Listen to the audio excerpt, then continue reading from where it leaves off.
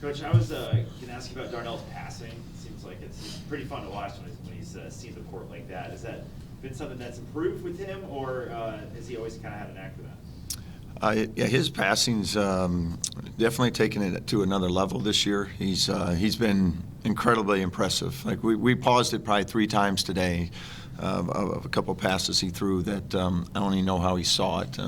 And the most impressive part is he's not turning it over. He's making plays that I haven't seen a lot of people make in my time in coaching, and for him to do it at his position is pretty impressive. Do you ever react negatively at first when he throws the pass because you don't know what he's seeing, and then it's like, oh? Yeah, we had a play where we were up by 1 with a minute to go against St. Louis right here on our very home floor, and we drew up a play. And he decided to throw it behind his back to a cutter that worked, and we scored, which was impressive. But that was one of those plays. I looked at the bench and like, did I just see what I thought I saw with a minute to go and us up by 1? And he did it. So thankfully it worked. As a team, you're protecting the basketball. I think you're down under 8 turnovers per game, and with the way you're shooting, you're getting a lot of shots at the basket, aren't you? Yeah, it's been terrific. We've always put a lot of importance on not turning the ball over. We just think that's winning. And when you don't turn the ball over, it gives you opportunities to score. If you don't get shots at the rim, you can't score. But I felt like the last few games, after our Belmont game especially, the guys have done a really nice job of being secure with the ball, taking care of it. Last night was awesome. The night before was great. So we can continue to take care of it. We get some good possessions, and when you get good quality possessions, you can score more than you don't. I would say the first half of the season, there's been some games where we look at it and say, okay, that makes sense. But then there's also been some moments where we kind of look at a result or a halftime score or whatever, and maybe scratch our heads a little bit. Is that just kind of a team with a lot of fresh faces gelling and coexisting, and are we starting to kind of see the fruits of that now with how you've been playing lately? Yeah, I hope that's what we're seeing. It's just like we're starting to gel and figure it out together. I also think over a 31-game season, you have a night or two where stuff happens. But I do think our team has grown. I know this for a fact. They've grown a ton since opening summer to opening day to where we are today. Our identity's starting to shine through a lot more. I think our physicality and toughness and grittiness on defense is shining through more and more every day. The offensive side not turning it over as much. Like you said, the couple of hiccups in the games where we did turn it over a lot, we lost. And those are obviously been good teaching tools for our team, and they can see it. It's very valuable. You'd rather win and still be able to teach, but I do like the progress that we're taking. I also think we have a lot of room to grow still, which is also a good thing. I think we can continue to get better. I think there's plenty of areas we can continue to clean up on and become a better basketball team as you start to go towards the end of the conference race and into postseason play. The front half of the schedule is mostly against teams currently again in the bottom half of the league there. The back half of your schedule is loaded. I mean, how much is it right now of kind of fine-tuning for, the last 5-6 games that are all kind of grinders? I think we're trying to prepare every game the same way. I mean, whether you're playing like we played Indiana State the other night, they were in first place here at home, and then you go on the road, whether it be last night or at Southern Illinois, who was at the time 4-2 in the league. So conference play. I just don't think there's a lot of nights that you get to just show up and play. I think you have to come with the same mindset every night, and you do that consistently. You give yourself the best chance, and that's where I think we've taken the most growth. It's just winning's hard. Like, everybody's trying to win, right? So how do you separate yourself? And the best way to do that is for us to be as solid as possible and avoid these extreme highs are great. You just got to avoid the extreme lows. You talk about this Evansville team you're going to face. What concerns you about them? Yeah, I think what concerns me about them is their leading scorer. When he's played, he just came back last night. They're 11-2. Now, when he went out, they went through a little tough stretch. But when he's in the lineup, they're an 11-2 basketball team. So they're certainly got our attention. Watching them on film late in the hours last night. that they are good. They're explosive offensively. They can score and hurt you in a lot of ways.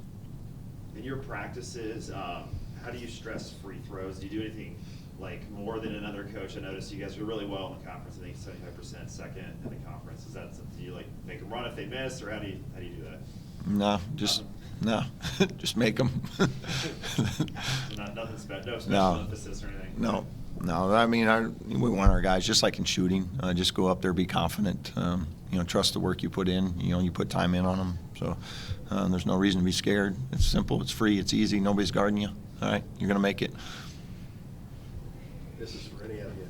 I think last year on this date, you were 5-4 in the Valley. I know you had some veterans who were coming back, working their way back from injury.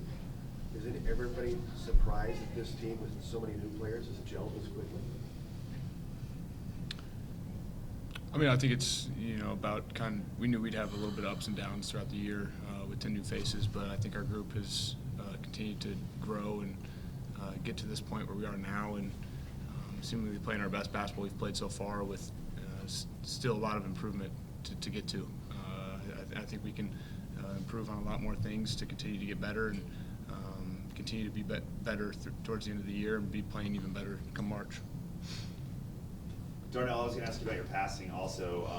How much fun is it when you set somebody up perfectly? And I don't know, I guess to describe what it's like when you complete one of those passes that you're getting to be known for. I mean, yeah, it feel good. I mean, when coach draws up a play, you want to complete it the best way you can, and as far as my teammates and having the confidence in me and coach having the confidence in me, completing those passes, it feels good. Have you always had that kind of vision, do you think?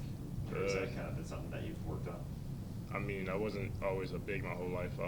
I started as a point guard and I grew dramatically. So He likes to tell me that, make sure and remind me that he was a point guard growing up. Yeah. So When did you stop playing point guard? How old were you? it's a good question. 2. But in high school, were you a big man? I mean, me growing up playing basketball, I didn't take it seriously until my sophomore year. So me growing up, I try to do everything best I can, passing, shooting, whatever. I did to the best of my abilities, and passing's always been that thing for me. So. Darnell, preseason you said that this the past couple of years when you kind of picked up your game, it's been the most fun you've had playing basketball. Are passes like that the way you're playing now? Is that just kind of a reflection of that? I mean, yeah, when in the atmosphere that I'm in now, and the teammates I have and the coaches I have, and it feels good.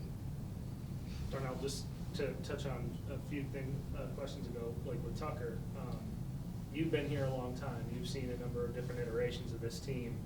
Given all the fresh faces and everything, what's it been like for you to kind of have this new group around you and kind of adjust to that, I guess? I mean, having all the young guys and for the past few years and been playing with the same guys, then this year, new guys, it's just been great because they came in and ready to work, and that's all you guys for. Alumni weekend, Coach. You got to do some schmoozing, see the guys, wear a couple different hats. Yeah, I think we got a really good group coming back. So excited to see several of the former players that you don't get an opportunity to see every day. So we got a little event tomorrow night, and then obviously the game day they'll come over for the shoot around, and then the game. So excited to have so many former players back in town to watch our team play, also to celebrate their careers and relive a few memories that they had during their playing time. How much of a groove would you say that Tucker is in right now, given the way that he's played this season, but maybe particularly the last 2 weeks or so? I just think a lot of it's coming together just for us as an offense too.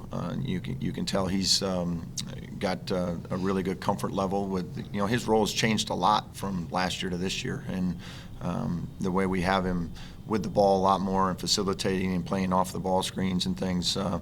I just think his comfort level has really grown. I think our team has really figured out how we can best utilize not only Tucker but all the pieces and how they all fit together. It takes a while when you have a lot of new pieces and a lot of guys even that were back like Tucker that are in different roles. So, but definitely he's playing with extreme confidence right now, and that's certainly a good thing. Anytime a player can play with confidence, you just play at a higher level. Did you feel that role changing, Tucker, over the course of the offseason? Yeah, for sure. I mean, lost a lot of playmaking ability with Roman, DJ, even Garrett a little bit with how he was able to cut and create shots for other guys off the ball. But I think as a group, we knew it was a big void we had to fill, and it'd be a group effort to fill that void. But being one of the guys that has the ability to get in the paint and make plays for other guys, I knew it'd be something I'd have to improve on and get more comfortable with. And I think each game I feel like I'm getting more and more comfortable in that role of being able to be aggressive and be myself as a scorer, but also trying to facilitate for other guys and get them going as well. With it being hometown weekend, Tucker, Waukee grad, you've kind of become a face of that Des Moines basketball movement. Can you just talk about what that means to you, what this weekend means to you to kind of represent Des Moines? Yeah, I think it's really special. It's part of why I stayed here, to be around this community, to be home with family, friends, the guys that are here. It's really cool to be a part of, and I feel like the community's came really close with the program and the team over the last few years and really embraced it, and I think it's really cool for the program and the city of Des Moines to be able to showcase that. And Darnell, with how long you've been here, I'm assuming that Des Moines has become like a home away from home for you. What does hometown weekend mean to you? Hometown weekend means a lot, especially with the fans that we have. Like, I feel like we're all just one big old family, and like just being in Des Moines all the years I've been here, I haven't been home as much as coach, and I love it here, so it means a lot to me.